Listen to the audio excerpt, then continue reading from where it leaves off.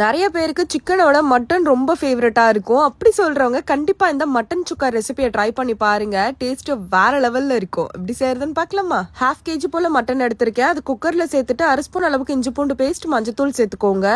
Mutton முழுகிற அளவுக்கு தண்ணி ஆட் பண்ணிட்டு மிக்ஸ் பண்ணிக்கோங்க. இப்ப க்ளோஸ் பண்ணிட்டு 6 விசில் விட்டு பிரஷர் ஃபுல்லா போனது ஓபன் பண்ணி எடுத்துக்கலாம். பேன்ல 1 டேபிள் ஸ்பூன் அளவுக்கு மிளகு, 1/2 ஸ்பூன் அளவுக்கு சீரகம், சோம்பு, 1 டேபிள் ஸ்பூன் அளவுக்கு தனியா, கல்பாசி, ஏலக்காய், ஒரு பட்டை, ஒரு அன்னாச்சி பூ இதுமே சேர்த்துட்டு நல்லா ரோஸ்ட் பண்ணி பவுடர் பண்ணி எடுத்து வச்சுக்கலாம். 6 டேபிள் ஸ்பூன் அளவுக்கு எண்ணெய், 1/4 ஸ்பூன் அளவுக்கு சீரகம், 3 காஞ்ச மிளகாய், 2 கொத்து கருவேப்பிலை, முந்திரி பருப்பு 10 போல சின்ன வெங்காயம் கட் பண்ணி எடுத்து வச்சிருக்கேன். அதையுமே சேர்த்துக்கலாம். ஒரு பெரிய சைஸ் வெங்காயம் கட் பண்ணி எடுத்து வச்சிருக்கேன். அதையுமே சேர்த்துட்டு வெங்காயம்லாம் நல்லா இந்த அளவுக்கு வதங்கி வந்ததும் 1/2 ஸ்பூன் அளவுக்கு இஞ்சி பூண்டு பேஸ்ட் சேர்த்து வதக்கிக்கலாம். ஒரு மீடியம் சைஸ் தக்காளி ஓரளவுக்கு வதங்கினதும் 1 டேபிள் ஸ்பூன் அளவுக்கு காஷ்மீரி ரெட் சில்லி பவுடர். இப்போ நம்ம வேக வச்சு எடுத்து வச்சிருக்க மட்டனை சேர்த்துட்டு நல்லா மிக்ஸ் பண்ணிக்கலாம். 1/2 ஸ்பூன் அளவுக்கு உப்பு சேர்த்துட்டு மிக்ஸ் பண்ணிக்கோங்க. இது கூடவே 1 டேபிள் ஸ்பூன் அளவுக்கு நெய் சேர்த்துக்கலாம். இந்த நெய்லயே அந்த மட்டன் குக் ஆகணும். அப்பதான் இன்னும் டேஸ்டியா இருக்கும். 1/2 நிமிஷம் குக் பண்ணிட்டு இப்ப நம்ம ஃபர்ஸ்ட் ரெடி பண்ணியிருந்த மசாலா பவுடர் சேர்த்துட்டு நல்லா மிக்ஸ் பண்ணிக்கலாம். லோ ஃபிளேம்ல வச்சிருங்க. நல்லா ஒரு 5 நிமிஷம் குக் பண்ணி எடுத்தீங்கன்னா ஒரு சூப்பரான மட்டன் சுக்கா ரெடி. டேஸ்ட் வேற லெவல்ல இருக்கும். கண்டிப்பா ட்ரை பண்ணுங்க. மறக்காம நம்ம பேஜ் ஃபாலோ பண்ணிக்கோங்க. பை.